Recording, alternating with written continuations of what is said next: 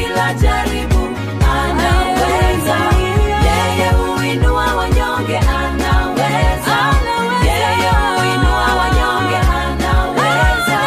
Mungu anaweza.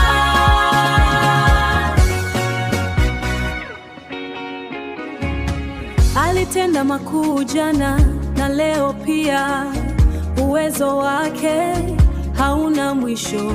Anatupa nguvu mpya, nguvu ya kushinda giza, nguvu ya kushinda giza. Haachi, hatupi mkono. Rehema zake ni mpya kila siku.